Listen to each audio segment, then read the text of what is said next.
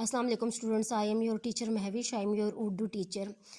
How are you students? Hope you are all doing good. Students, ये आप लोग देख रहे हैं, ये आप लोगों की उर्दू की बुक है, ठीक है। कल हम लोगों ने हज़रत मोहम्मद सल्लल्लाहु अलैहि वसल्लम का जो है वो चैप्टर रीडिंग किया था और वो भी मैंने आप लोगों को हाफ़ करवाया था, ठीक है। आज हम जो चैप्टर रह गया था ना, आज हम लोगों ने वो उसकी रीडिंग करनी है। आपको पता है कल हम लोगों ने चर्चा होने लगा यहाँ तक पढ़ा था, ठीक है। आज हम लोग नेक्स्ट लाइन से जो है वो इसकी रीडिंग करेंगे। अच्छा देखें, अब ये हमारी लास्ट लाइन में है कि हज़रत मोहम्मद सल्लल्लाहु अलैहि वसल्लम से पहले अरब में औरतों की हालत बहुत ख़राब थी। जब इस्लाम नहीं था, इस्लाम से पहले जब वो औरतें थी उनकी हालत बहुत ज़्यादा ख़राब थी। बाज़ कबीले तो बच्चियों को पैदा होते ही मार डालते थे, यानी उनके यहाँ में बच्चियाँ पैदा होती थी तो वो उनको ज़िंदा मार देते थे। जिन कबीलों में बच्चियाँ कत्ल ना की जाती थीं उनमें भी औरत की हैसियत लोंडी से बेहतर ना थी।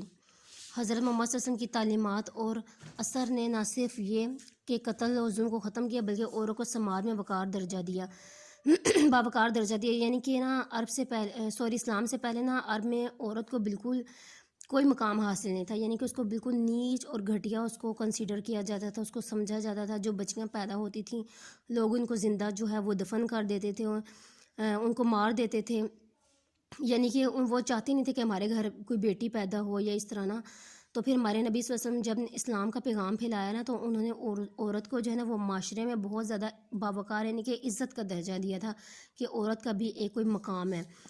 अब औरत माँ बाप के वर्से में हिस्सा पाने लगी, यानी कि उन्होंने औरत को भी माँ बाप के हिस्से में एक विरासत दी है, यानी कि वर्सा यानी कि जायदाद अगर है ना बाप के पास तो वो उसकी भी हिस्सेदार होगी। उसमें से बेटे का जो है ना बेटे के हक़ में 2 हिस्से आएगा और बेटी के हक़ में 1 हिस्सा आएगा। यानी कि इस्लाम ने इस चीज़ की इजाज़त दी है कि बेटी भी जो है वो जायदाद में हिस्सेदार होगी, यानी कि उसको विरासत से यानी कि उसके दादा परदादा से जो जायदाद होगी उसमें से उसको हिस्सा दिया जाएगा। दुनिया में सबसे पहले इस्लाम ने औरत की हालत को बेहतर बनाया।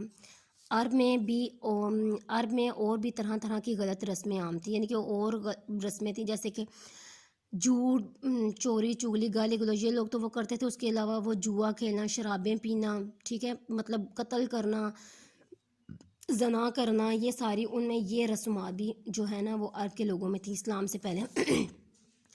आप सबने लोगों को उन बुराइयों से रोका, यानी जितनी भी बुराई थी हज़रत मोहम्मद सल्लल्लाहु अलैहि वसल्लम ने बुराइयों से मना किया था।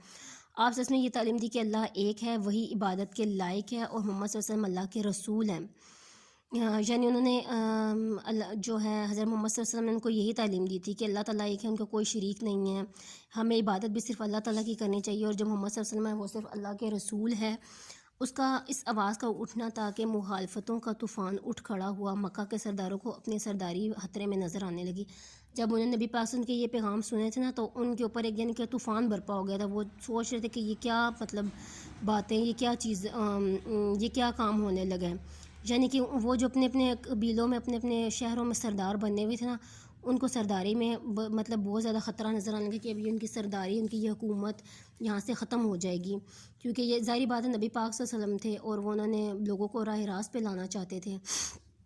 उन्होंने पहले तो हज़रत मोहम्मद का मजाक उड़ाया, फिर उन्हें तरह तरह के लालच दिए, ठीक है। पहले मजाक उड़ाया फिर उन्हें लालच देते रहे। आपने फरमाया अगर ये लोग मेरे दाएँ हाथ पर सूरज रखते और बाएँ हाथ पर चाँद तब भी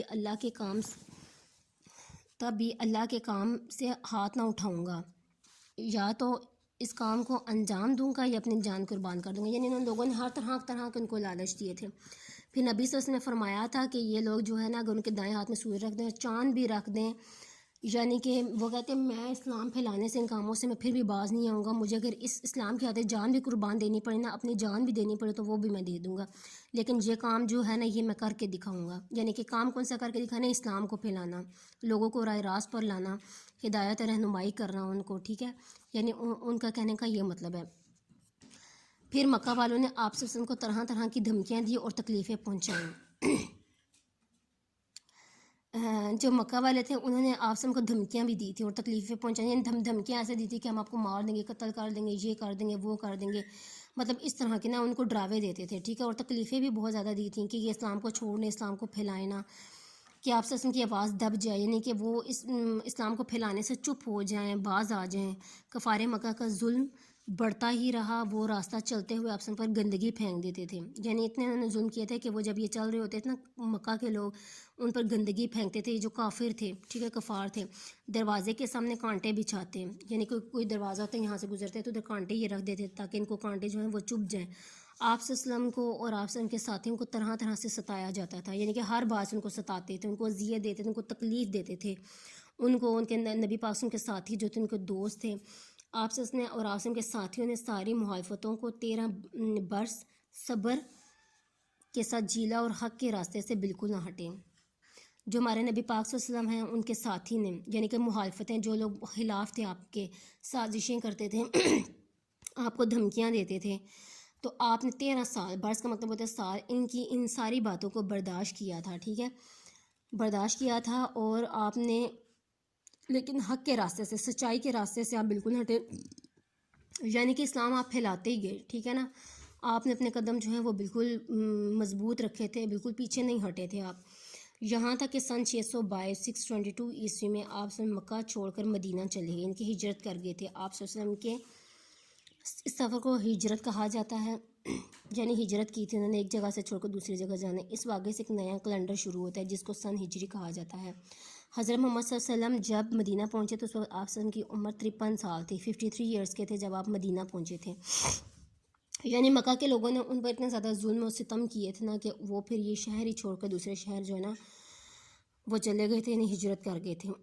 مدینے میں کچھ لوگ پہلے اسلام قبول کر چکے تھے، مدینے میں کافی لوگ جو تھے وہ پہلے اسلام قبول کر چکے تھے، انہوں نے آپ صلی اللہ علیہ وسلم کا اور آپ صلی اللہ علیہ وسلم کے ساتھیوں کا دل سے استقبال کیا اور ہر طرح کی مہمانداری کی، یعنی مہمان نوازی کرتے رہے۔ انہوں نے کہا یہ آنے والے ہمارے بھائی ہیں، اس لیے ہمارے مال و دولت میں برابر کے شریک ہیں۔ مدینہ اگر آپ نے سب سے پہلے ایک مسجد تعمیر کی، یعنی کہ مرمت کی، سب نے مل کر اس کام میں دل و جان سے حصہ لیا۔